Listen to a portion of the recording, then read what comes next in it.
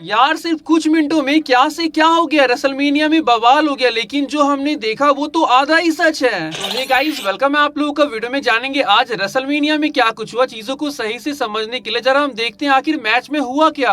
आज का हमारा मेन इवेंट मैच ये ट्रिपल थ्रेट मैच था। तो सबसे पहले यहाँ पे सेथ रॉलिंस का थीम मीट होता है फायर गन या कहे तो फ्लेम थ्रोअर के साथ सेथ रॉलिंस यहाँ पे अपनी एंट्री करते हैं। अगर आप लोगों ने देखी होगी तो रॉक ने भी एक बार कुछ इसी तरह से अपनी एंट्रेंस की थी जिस तरह से आज सेथ रॉलिंस ने की। सेथ रॉलिंस के रिंग में आने के बाद ट्राइबल चीफ हमारे ओटीसी रोमन रेंस का म्यूजिक हिट होता है। यहाँ रोमन रेंस अकेले आते हैं, लेकिन वो अकेले होकर भी अकेले नहीं है ऐसा ही दिख रहा था। ऊपर टंगी हुई एलईडी पैनल में हमें रोमन के father caeca and other panels पर उनके फैमिली मेंबर हमें उनका साथ देते हुए दिखाई देते हैं। लेकिन फिर भी रिंग साइड पहुंचने के बाद थोड़ी बहुत तो याद रोमन रेंस को पॉल हेमन की आ ही रही होती है। अब रोमन रेंस के रिंग में आने के बाद सीएम पंक का हमें स्पेशल एंट्रेंस देखने को मिलता है। लिविंग कलर यहाँ पे मौजूद थी जो कि सीएम पंक के एंट्रेंस को लाइव परफॉर्म करती है। यहाँ पॉल हेमन सीएम पंक के साथ बड़े खुश दिखाई दे रहे थे और दिखावे की प्यार को अपने यहाँ पे लोगों को दिखा भी रहे थे। मैच स्टार्ट होने से पहले रोमन रेंस अपने उला फाला को निकालते हैं और पॉल हेमन की ओर देखते हैं, लेकिन वो इसे पॉल हेमन को नहीं देते हैं, वो रिंग कॉर्नर पे इसे रख देते हैं। अब ये तीनों सुपरस्टार रिंग में एक दूसरे के सामने खड़े होते हैं, तभी सीएम पंक रिंग से बाहर निकल जाते हैं और पॉल हेमन के पास चले जाते हैं। पॉल हेमन और सीएम पंक को साथ देकर सेथ रॉलिंस खुद को और रोमन रेंस को भी साथ आने को कहते हैं, लेकिन रोमन रेंस यहाँ पे सेथ रॉलिंस को एक जोर का पंच मारते हैं। इसके बाद सीएम पंक के रिंग में आने के बाद रोमन रेंस उन्हें भी फोड़ डालते हैं। रोमन रेंस मैच में फुल कंट्रोल में होते हैं, लेकिन फिर आता है सेथ का सुसाइड ड्राइव। वो रोमन रेंस को ढेर करते हैं। इसके बाद सेथ रॉलिंस सीएम पंक से भिड़ते हुए क्राउड के बीच चले जाते हैं। यहाँ पे ये दोनों एक दूसरे को इस तरह से मारने लगते हैं लाइक स्ट्रीट फाइट चल रहा हो। वापस रिंग साइड आने के बाद रोमन रेंस बैरिकेड के ऊपर से जंप करते हुए ढेर कर देते हैं सेथ रॉलिंस और पंक को। इसके बाद सेथ रॉलिंस और सीएम पंक कमबैक करने की पूरी कोशिश करते हैं, लेकिन उनकी एक न चलती है रोमन रेंस के सामने। अब टाइम था सीएम पंक के मैच में कंट्रोल में आने का। यहाँ पे वो रोमन रेंस और सेथ रॉलिंस के ऊपर कंट्रोल लेने की पूरी कोशिश करते हैं, लेकिन ज्यादा कुछ वो उखाड़ नहीं पाते इन दोनों का। इसके बाद हमें क्या देखने को मिलता है कि रोमन रेंस स्पीयर के लिए जाते हैं, लेकिन सेथ रॉलिंस इसे पेडिग्री में कन्वर्ट कर देते हैं और एक स्टॉम्प भी उन्हें लगा देते हैं, लेकिन रोमन रेंस यहाँ पे स्टॉम्प पे किक आउट कर जाते हैं। मौके का फायदा उठाते हुए सीएम पंक सेथ रॉलिंस को जीटीएस लगाने के लिए जाते हैं और रोमन रेंस यहाँ पे स्पीयर लगाने के लिए जा रहे होते हैं। सीएम पंक हट जाते हैं और ये स्पीयर सेथ रॉलिंस को लग जाता है। इसके बाद सीएम पंक रोमन रेंस को जीटीएस लगाते हुए पिन करने के लिए जाते हैं, लेकिन रोमन रेंस यहाँ पे किक आउट कर जाते हैं। हमारे ओटीसी को हराना इतना आसान नहीं है। अब सीएम पंक से परेशान होकर सेथ रॉलिंस रोमन से कहने लगते हैं कि मेरे बिना, मॉक्सली यानी कि डीन एम्ब्रोस के बिना, ब्लड लाइन के बिना तो कुछ भी नहीं है, चल इसे खत्म करते हैं, आजा रोमन। पहले तो रोमन थोड़े इमोशनल हो जाते हैं, लेकिन इसके बाद वो फायर अप, चीयर अप हो जाते हैं। चल भाई ये करते हैं। सील्ड बॉम्ब के लिए यहाँ रोमन जा रहे होते हैं, लेकिन रोमन रेंस यहाँ पे सेथ रॉलिंस को पंच मारते हैं और अकेले वो सीएम पंक को टेबल पर तोड़ देते हैं। इसके बाद नंबर था सेथ रॉलिंस का। सेथ रॉलिंस को भी रोमन यहाँ पे टेबल पे पावर बॉम्ब लगाते हैं। इसके बाद वो रिंग में उन्हें लाते हैं, स्पीयर मारते हैं और जब उन्हें पिन करने के लिए आते हैं तो क्या सेथ रॉलिंस यहाँ पे किक आउट कर जाते हैं। सेथ रॉलिंस से बात नहीं बनने पे रोमन अब सीएम पंक की ओर जाते हैं और उन्हें गिलोटिन चोक में डाल देते हैं, लेकिन सीएम पंक इसे कन्वर्ट कर देते हैं एनाकोंडा वाइज में। सेथ रॉलिंस कहाँ पीछे हटने वाले थे, अब वो यहाँ आते हुए सीएम पंक को साफ शूटर में डाल देते हैं, तो रोमन रेंस यहाँ पे सेथ रॉलिंस को भी चोक कर देते हैं। ऐसे में सीएम पंक स्टॉम्प करते हैं रोमन रेंस को। इसके बाद वो सेथ रॉलिंस को जीटीएस लगाते हैं, पिन करते, लेकिन सेथ रॉलिंस किक आउट कर जाते हैं। इसके बाद रोमन का स्पीयर लगता है सीएम पंक को और सेथ रॉलिंस का स्टॉम्प लगता है रोमन रेंस को।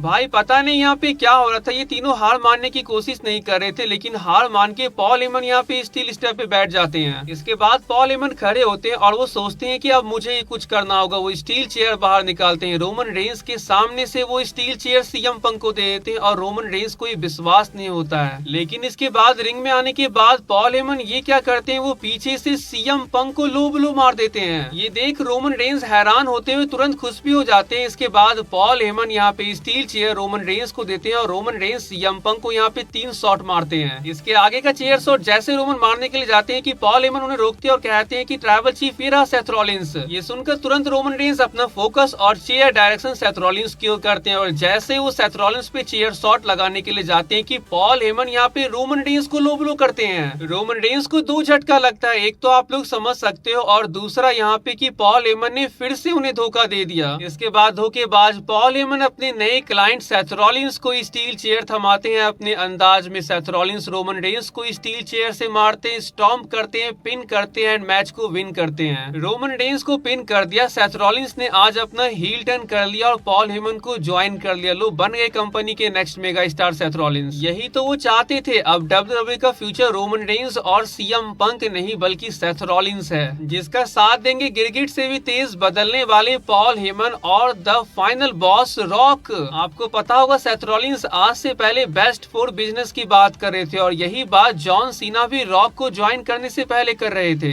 एलिमिनेशन चेंबर में रॉक ने यहाँ पे साइन शो किया था कि फ्यूचर में और भी बंदे उन्हें ज्वाइन करेंगे। इसके बाद वो सेथ रॉलिंस के वीडियो पे उन्हें अप्रिसिएट कर रहे थे। जब WWE back stage Paul Heyman के बैकग्राउंड में रॉक के इमेजेस को शो कर रहे थे तभी मैं समझ गया था। और तो और पता नहीं आप लोगों ने नोट किया होगा कि नहीं, सेथ रॉलिंस रॉ और स्मैकडाउन पर रॉक के जैसे कपड़े पहन के आ रहे थे। क्या ये सब इस चीज की ओर साइन कर रहा है जो कि कल हमें रेसलमेनिया नाइट 2 में देखने को मिलेगा? सेथ रॉलिंस और पॉल हेमन यहाँ पे रॉक के लिए काम कर रहे हैं। अब जो होगा वो तो कल हम देखेंगे ही, लेकिन आज हमने क्या देखा? जे ऊसो वर्सेस गुंथर के वर्ल्ड हेवीवेट चैंपियनशिप के मैच में जे यहाँ पे नेक लॉक के साथ गुंथर के सबमिशन में उन्हें डालकर उन्हें हरा देते हैं। तो गाइस अब जे हैं हमारे नए वर्ल्ड हेवीवेट चैंपियन। जे के वर्ल्ड चैंपियन बनने के बाद रिंग में जिमी आ जाते हैं तो तुरंत जे यहाँ पे रिंग की ओर दौड़ते हैं। जिमी को गले लगाने के बाद जे ऊसो इमोशनल हो जाते हैं तो जिमी कहते हैं कि यार ये इमोशनल होने का टाइम नहीं है भाई, ये खुशी मनाने का टाइम है। यीट।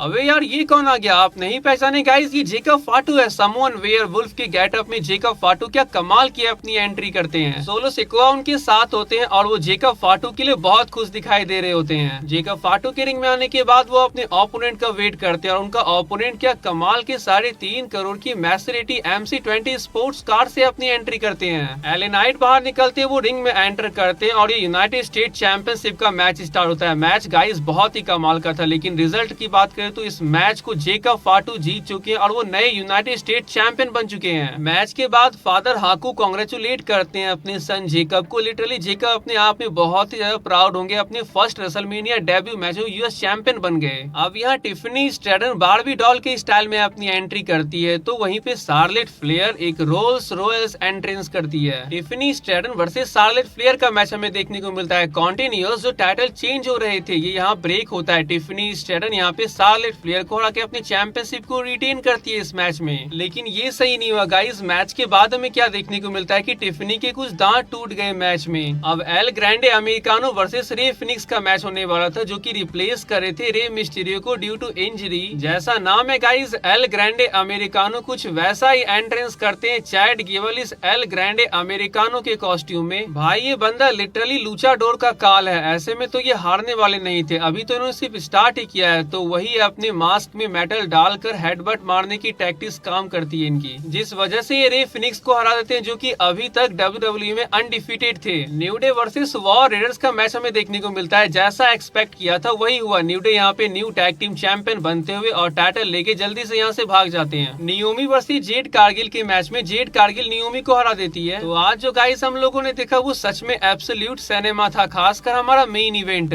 क्या इसका स्पॉइलर हमें पहले ही मिल चुका था जब कल हॉल ऑफ फेम में सेथ रॉलिंस और पॉल हेमन एक साथ बैठे हुए थे। आज जो हुआ इसने लिटरली लोगों के होश उड़ा दिए। लोगों को यकीन नहीं हो रहा था कि पॉल हेमन ने सेथ रॉलिंस को ज्वाइन कर लिया। वैसे आज के नाइट 1 की अटेंडेंस 61,467 थी। ये हमें शॉन माइकल के थ्रू जानने को मिलता है। यूएफसी के CEO Dana White and other celebrity भी रेसलमेनिया को देखने के लिए आए हुए थे। सबने इसे एंजॉय किया। आई होप कि आप लोगों ने भी इस वीडियो को एंजॉय किया होगा। वीडियो आप लोगों को अच्छी लगी तो चैनल को जो सब्सक्राइब कर लीजिएगा। मिलते हैं नेक्स्ट वीडियो में, तब तक के लिए bye and take care guys.